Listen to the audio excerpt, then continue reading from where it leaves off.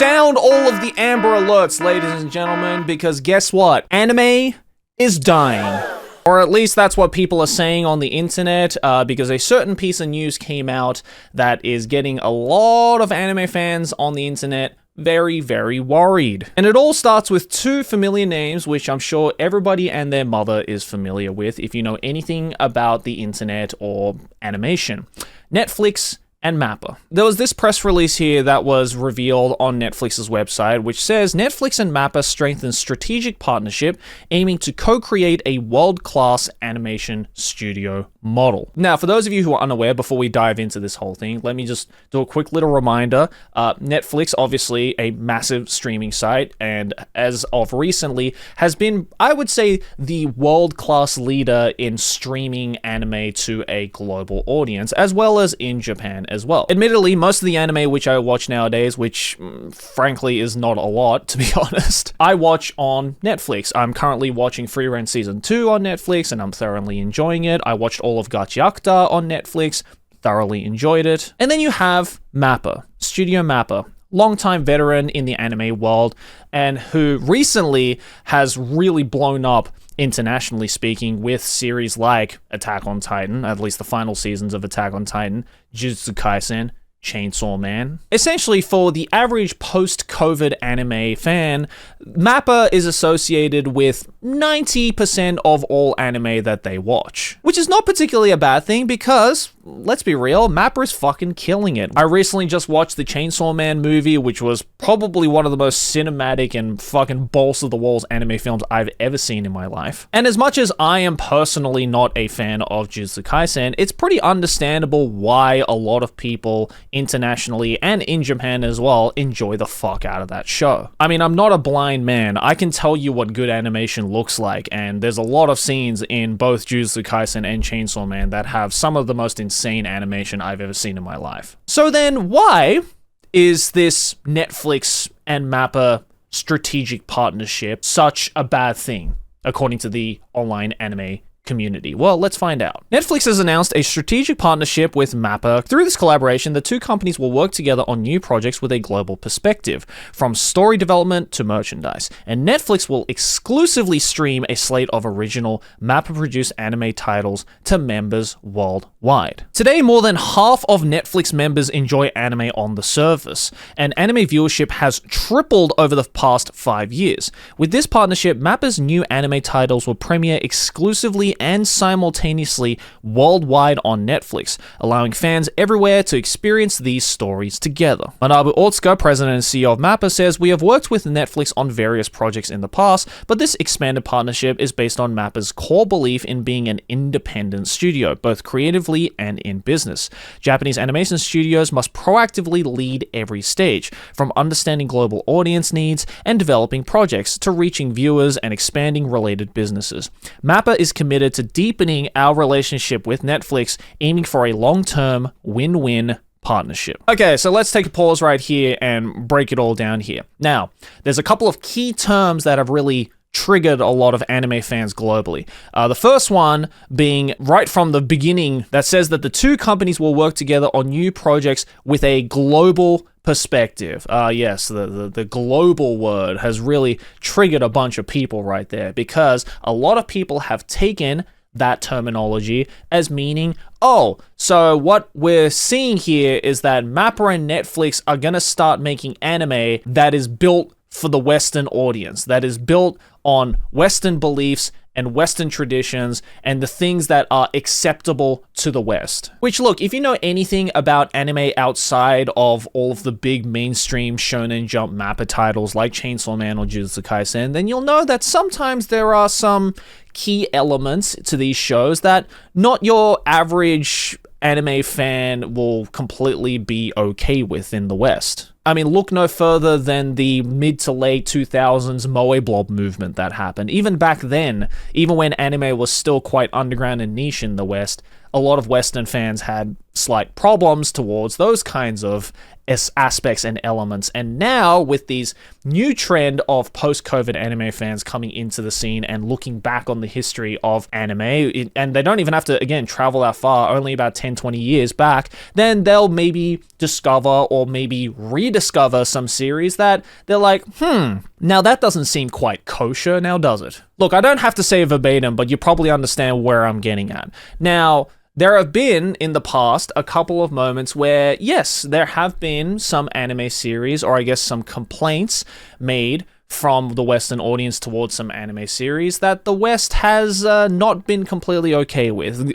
Step one foot onto anime Twitter or anime subreddits, if you dare want to step foot into that hellhole, then you'll immediately see this cannonade of complaints coming from Western anime fans complaining about the smallest shit about, oh, my anime has been ruined because they've gotten woke, and other dumb political shit that doesn't make any fucking sense to me personally. Because I don't know if this is going to be a hot take, but to me, this partnership just looks like two businesses wanting to work some shit out so that they can benefit off of each other. And it's Mappa not only as an animation studio, but as a business understanding that this is the best way to line their own pockets, and Netflix going, yes, Mappa, I agree. Because if you don't know, Mappa is just one of the things on Netflix's shopping list. I mean, just recently, I believe, Warner Brothers was acquired by Netflix for like $70 billion or something. And that's where you got news like this of Netflix acquiring the rights to the entirety of JoJo's Bizarre Adventure because they bought Warner Brothers. And guess what? Warner Brothers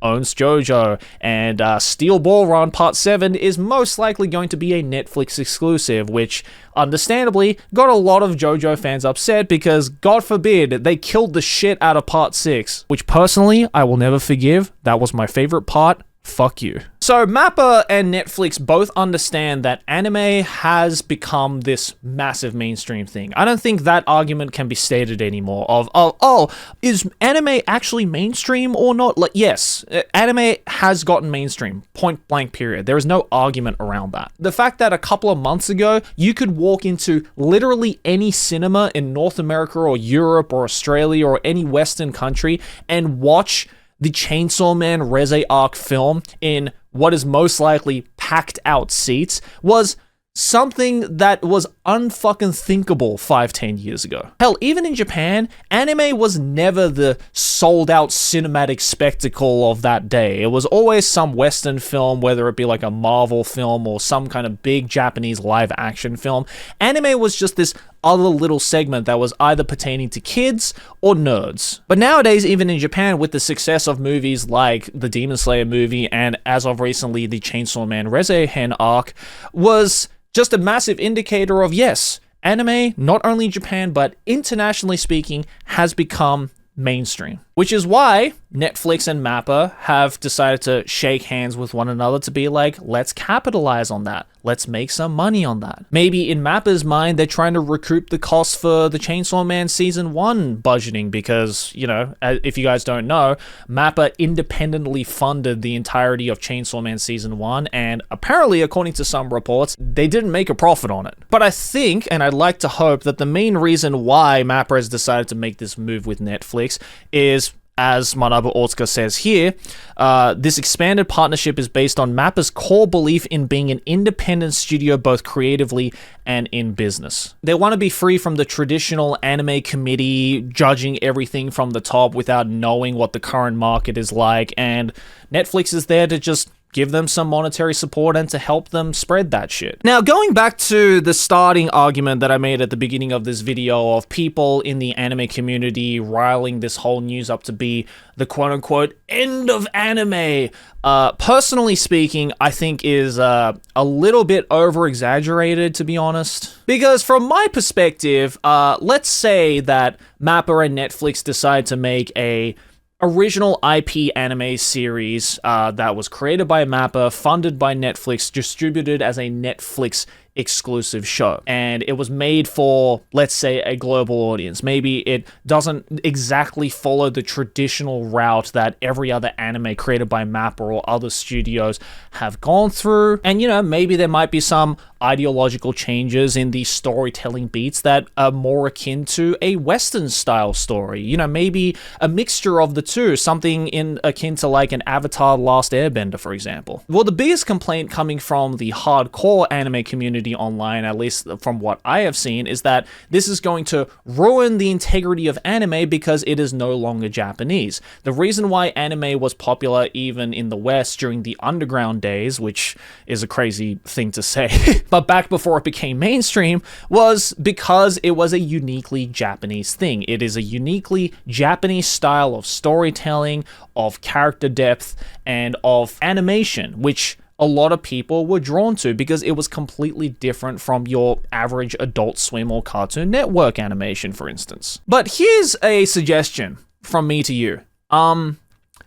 Maybe don't watch it. Like, remember when Crunchyroll made a bunch of those original anime series with the global audience in mind and they were absolute dog shit? Well, yeah, they stopped making those because people weren't fucking watching them. Like, if Mappa and Netflix decides to make an original IP that is for the global audience and it slightly differs from your traditional Jujutsu Kaisens or your Chainsaw Man themes and, you know, modes of storytelling that is clearly pertaining more to a Western audience, and it's good, and it's actually enjoyable, like, say, for example, your Castlevanias or your, again, as I mentioned, your Avatar: The Last Airbenders, then I personally don't see what the problem with it is, because I would just like to remind every anime fan out there that Mappa is just one studio in the vast sea of animation studios.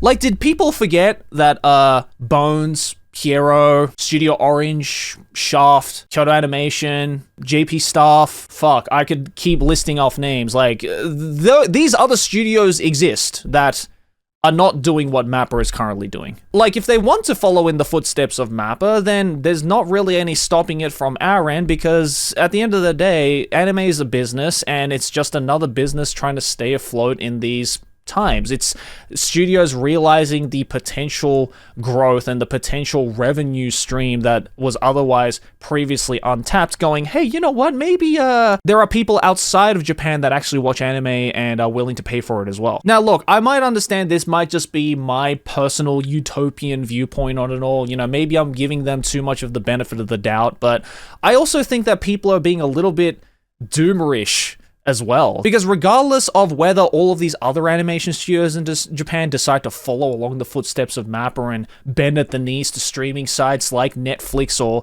any other streaming site out there, is not going to change the fact that people are going to complain about anime because it's become mainstream. Once any kind of medium has become mainstream and has been spread out thin, like anime has in the West, is when you're going to start to see completely different sides of the spectrum on a single thing clashing head to head, like we have been seeing on all of these fucking social media sites like Twitter and Reddit. Like, just today, one of my friends sent me this fucking screenshot of a tweet, which was how apparently the latest season of Jujutsu Kaisen Season 3 was getting shit on by Japanese fans like crazy, and yet in the West, it is like the highest rated episode so far. And it's literally this idea of how Japanese fans of Jujutsu Kaisen are more worried about the storytelling and the character development and the actual narrative depthness of the episode, whereas the Western audience is more worried about the hype fights and the aura farming. Which, look, personally speaking, I think both are valid. It's entirely up to you how you want to enjoy your anime. If you want to focus in on the narrative aspect of Jujutsu Kaisen or the insane Gengar and aura farming of Jujutsu Kaisen fights, then go ahead, bro. Like, it's not gonna make me sleep any less. But at the end of the day, I'm not too worried about this Mappa and Netflix partnership being like a precursor to other anime studios learning the Mappa way and following in their footsteps, because at the end of the day, most, if not all, non-original IPs, like those that are based on manga, light novels, games, and whatnot, still have to go through the traditional method.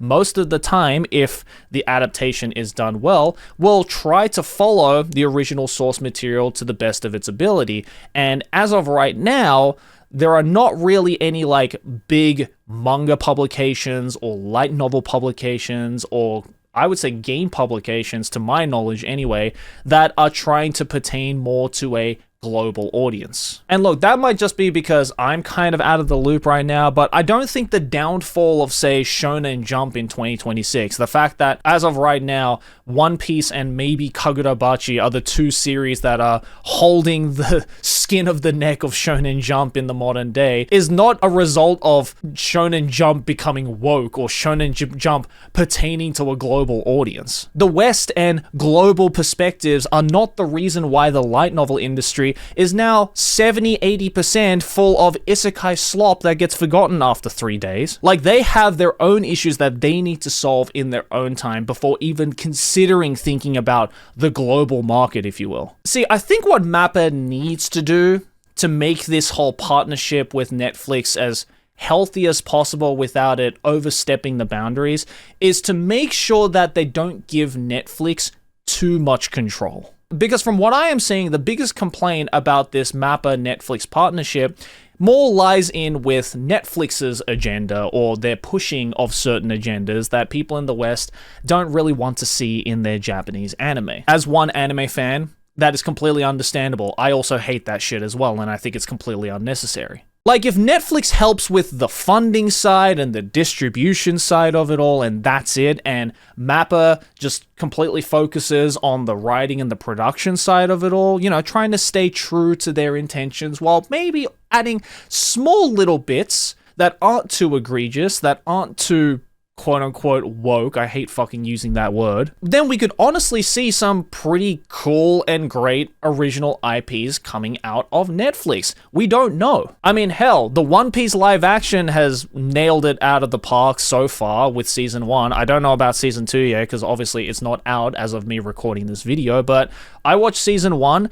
That was based off a Japanese anime, Japanese manga that was made by a Western team, distributed and funded by Netflix, and became a Netflix original, and it turned out pretty good in my opinion. It seemed like the general consensus around people around me and people on the internet were pretty positive for it, and was a surprising result of it actually being a good live-action adaptation, which could maybe potentially start the trend of animation studios or Western or even Japanese production studios taking anime live-actions more seriously. I think the problem here, when you pertain to a global audience, the charm of the Japanese animation is lost. I think the problem is going to start with that when it's not just anime we're talking about. When it starts bleeding into the manga industry, when it starts bleeding into the Japanese gaming industry, when it starts bleeding into light novels, when it starts bleeding into doujins, that's when it's going to start being a problem,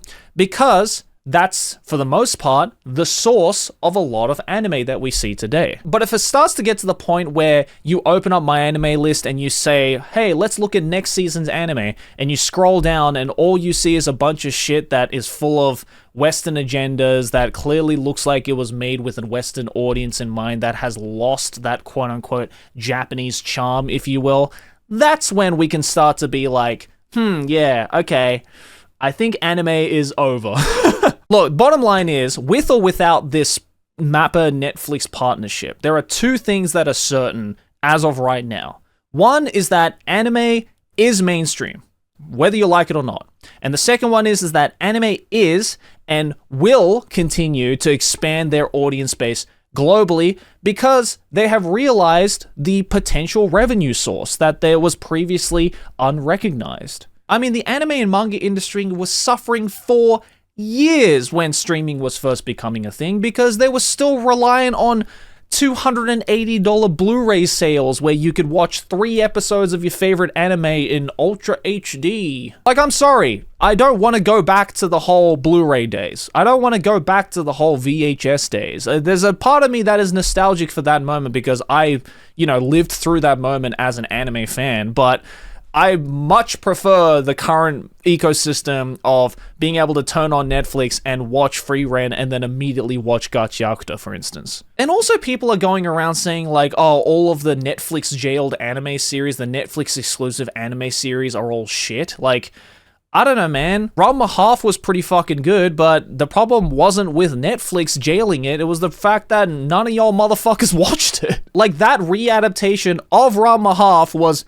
very clearly Japanese. It had all of the Japanese elements in it. It is a classic Takashi Rumiko story, which unks and aunts like myself grew up with that shit. The remake was great. I really enjoyed it. I just haven't talked about it publicly to this day because I don't know anyone else who fucking watched it. And I think at the end of it all, that is the biggest problem. It's this idea that because anime has gotten mainstream and there is this new audience that has only watched certain shows, like, for example, your Jujutsu Kaisens, your Chainsaw Mans, your Attack on Titans, your quote-unquote mainstream shows, and that's it. They are the largest and loudest crowd right now because they're only watching those kinds of shows. You think that your average Jujutsu Kaisen watcher or your average Chainsaw Man reader is gonna go and watch Ranma Half on Netflix? Fuck no, they're not. But the ones who appreciate it, and I watched it because I enjoy the original source material. I grew up with the manga. It is very Japanese, yes, but that's the charm in it. So look, all I'm going to say is that yes, this may be a concerning piece of news to the anime industry. This may be the start to the end of anime, if you will. This may be the start to, like, anime becoming woke and global and what have you, but let's just wait. Okay, let's just see how this goes. Let's see how the tides change. I say we should wait for the first project, or maybe the first couple of projects that this Mappa Netflix partnership is going to produce, and then we can see if this quote-unquote global audience-based anime series or anime movie or whatever it is that they're going to produce is worth investing in or not, or is even worth supporting or not. Because yes, there have been some pretty shit pieces of media that have been born from this ethos. I mean, look at, again, all of the Crunchyroll original anime, or the fact that Disney Plus has just killed every series that they've acquired. And Netflix is, not out of the loop either. Netflix has done some heinous shit to some anime series that has been beloved as well. But it hasn't all been bad.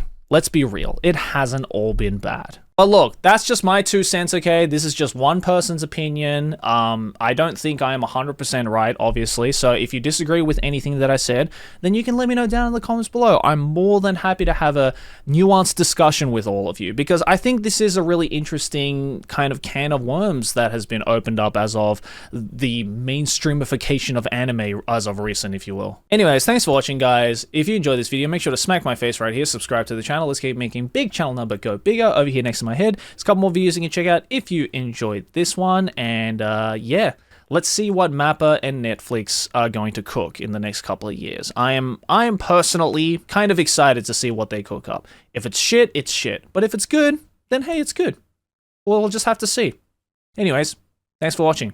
See you in the next one. Peace.